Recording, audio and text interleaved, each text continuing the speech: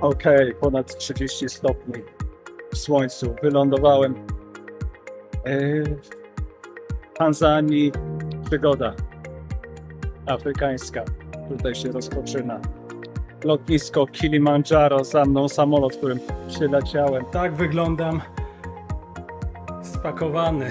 Wyprawa życia. Port lotniczy Gdańsk. Tutaj zaczynam najdłuższy dzień w podróży. 27 godzin przede mną. Jest tysiące kilometrów stąd. Środkowa Afryka. Przesiadka na większy samolot do Afryka.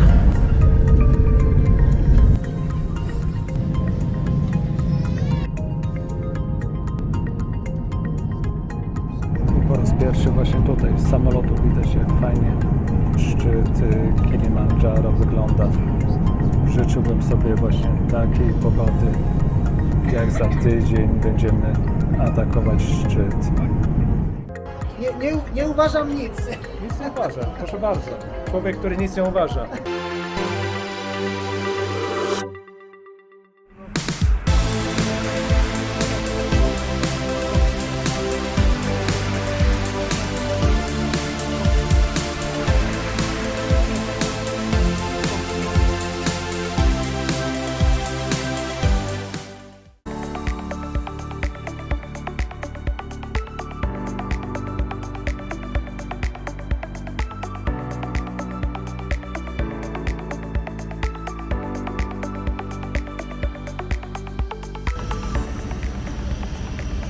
Afryka i to jest ta prawdziwa Afryka. Przygoda afrykańska tutaj się rozpoczyna. Port Kilimandżaro za mną. Przygoda się rozpoczyna. Lotnisko Gdańsk. Port lotniczy Gdańsk. Tutaj zaczynam moją myślę, że najdłuższą podróż. Jest godzina 5 z minutami. Stałem o 4:45 w Gdańsku w hotelu, żeby kolejką przyjechać na lotnisko, a stąd 27 godzin do celu, który jest tysiące kilometrów stąd. Środkowa Afryka. Lotnisko Kilimandżaro. Teraz wsiadam na samolot do Stavanger, do Norwegii, a później o 15:10 samolot do Oslo, tam przesiadka, samolot do Abu Dhabi i przesiadka na samolot Kilimandżaro. Także w sumie licząc od teraz najdłuższy dzień w podróży. 27 godzin przede mną. Ale tak właśnie zaczyna się największa przygoda, myślę, że życiowa.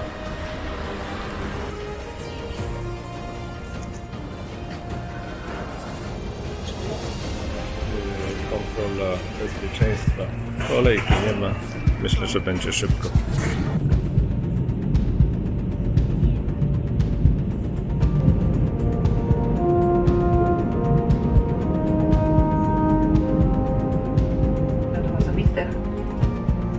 Korzystanie z urządzenia elektronicznego możliwe jest w trybie samolotowym do momentu otwarcia drzwi głównych. Przypominam, iż szkolenie będzie dozwolone dopiero w specjalnie wyznaczonych miejscach po opuszczeniu budynku terminalu.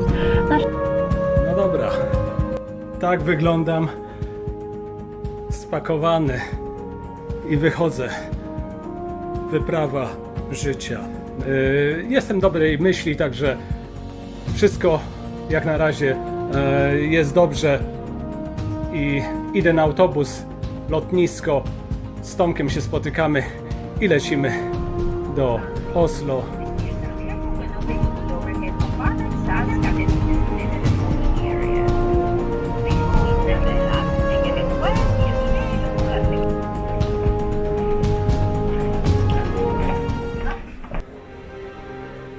Komitet powitalny. Okej, lotnisko w Oslo, wylądowaliśmy. Przesiadka na większy samolot do Afryki.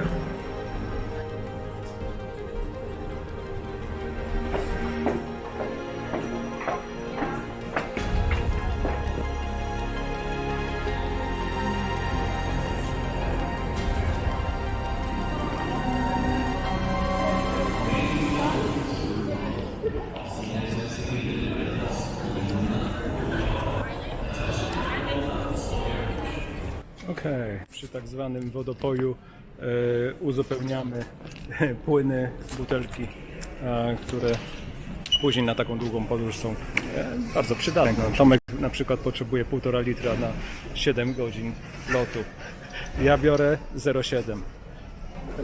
Samolot, który stoi za mną do Afryki, szerokokabinowy, nigdy nie leciałem. Sam jestem ciekaw, jak będzie w środku. Zaraz się przekonamy. Dzięki. Korytarzem do samolotu, wejście, a to takim rękawem się wiadomo wchodzi.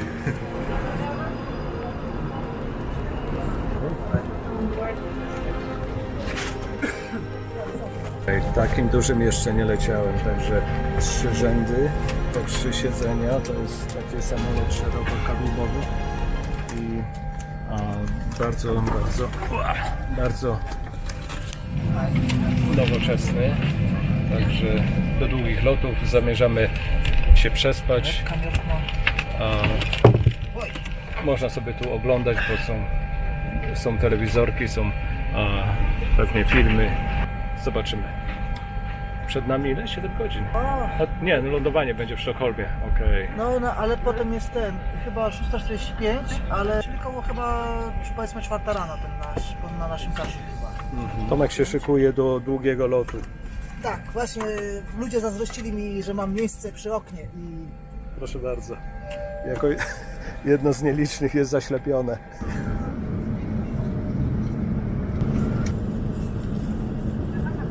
W samolocie też można zęby umyć, jest godzina 24 dochodzi. Także myję zęby, idę spać. Jeszcze kilka godzin lotu, zanim będzie lądowanie. Wszyscy, a może nie wszyscy, ale większość ludzi już tu chrapie, także ja idę spać. Do zobaczenia.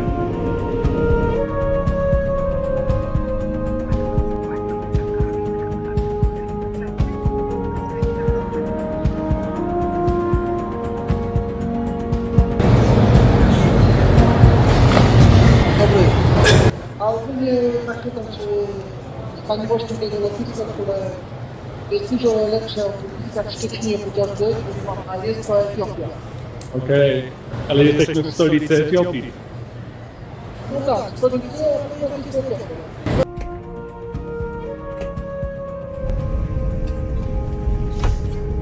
Wylatując z lotniska Bole w Addis Abebie, od razu widać, jak ważne jest to miejsce dla Etiopii i całego regionu.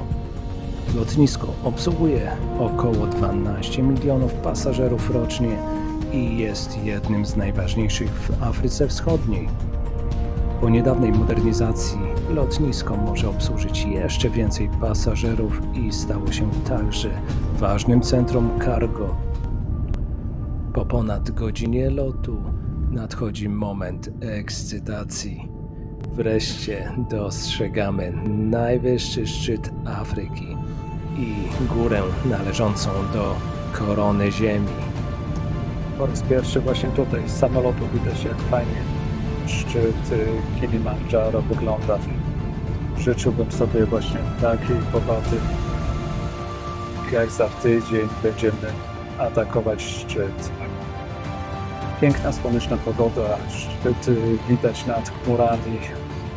Przepiękny widok z samolotu na razie. Zobaczymy, jak będzie na miejscu.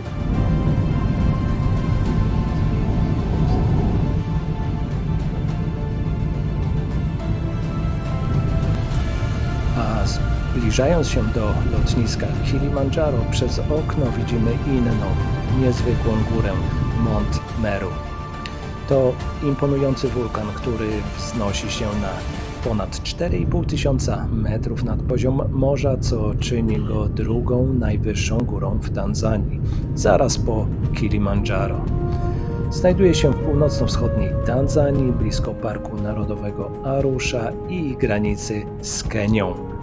Mont Meru jest wciąż aktywnym wulkanem, który ostatni raz wybuchł w 1910 roku.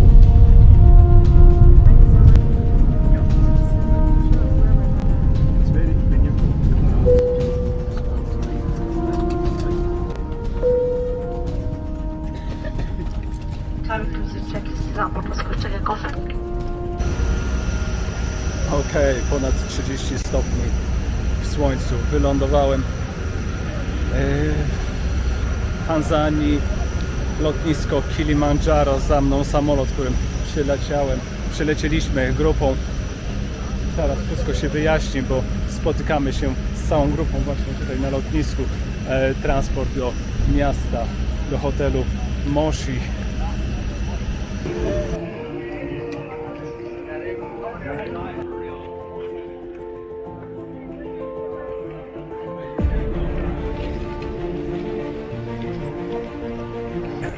Działamy, jedziemy busikiem, a bagaże na wózkach. W pierwszym dniu tak, no, w drugim dniu też i końcówka już jest taka skalista.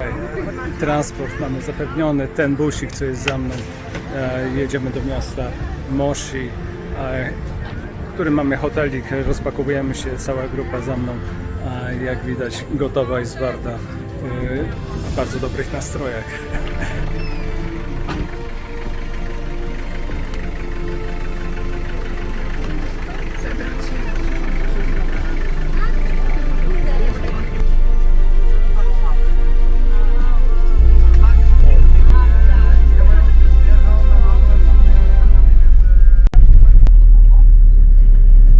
Siedzimy w autobusie.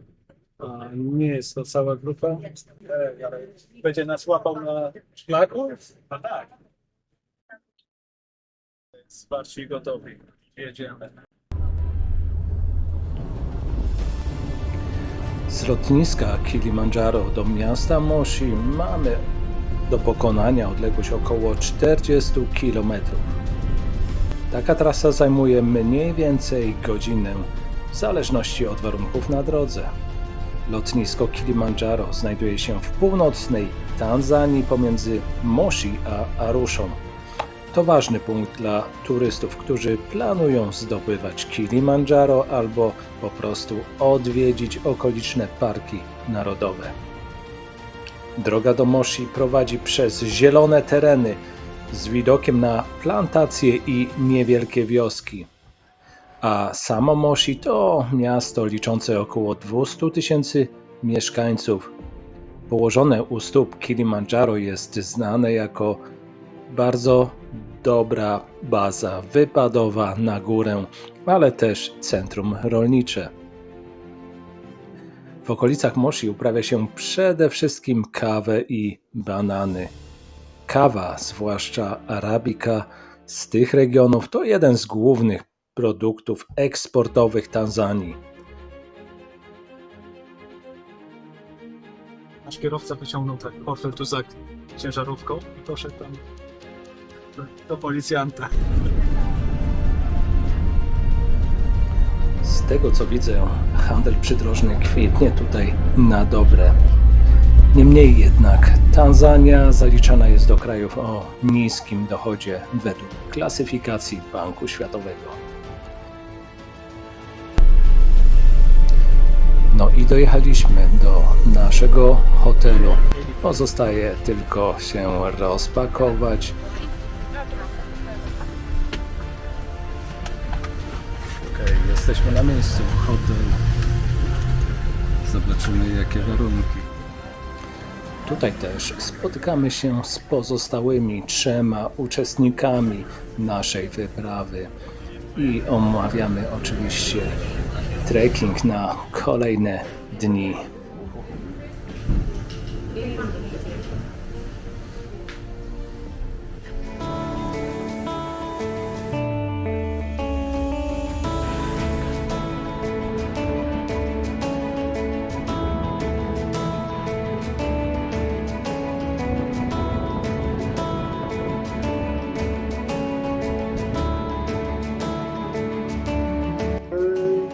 nie widać dzisiaj góry, a szkoda, bo ma się fajna wyłaka ze szczytem śnieżowym. Cała podstawa to jest 180 km. Na tarasie chyba jednego z najwyższych hoteli w mieście znajduje się. Tutaj zrobiliśmy małą naradę, omówienie podróży, omówienie trekkingu na Kilimandżaro, który na dobrą sprawę znajduje się za moimi plecami, ale przez te chmury niewiele widać. Pogoda piękna, przynajmniej tutaj. Prognozy mówią, że tam wyżej od 2000 pada deszcz, ale będzie, myślę, że będzie dobrze. Okay. Nie uważam nic. Nic nie uważa, proszę bardzo. Człowiek, który nic nie uważa.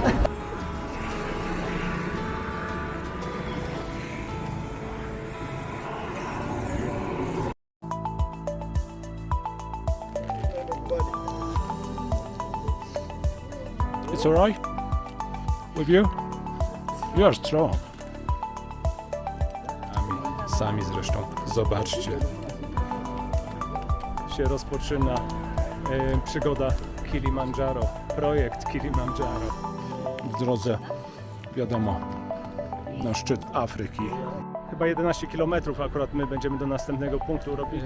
No tych tłumów porterów, co tam, co właśnie przechodziliśmy. Zdjęcie grupowe zrobione. Czas ruszać.